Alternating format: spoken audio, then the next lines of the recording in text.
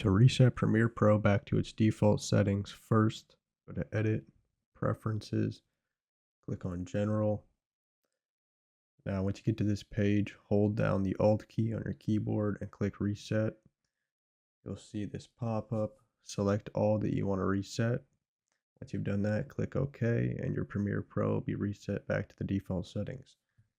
Now if you want to reset your layout, meaning your UI and the size of your timeline and video player and all that stuff, simply just go up to Window and click on Workspaces and scroll down to Reset to save layout, or you can hit the keyboard shortcut Alt plus Shift plus 0.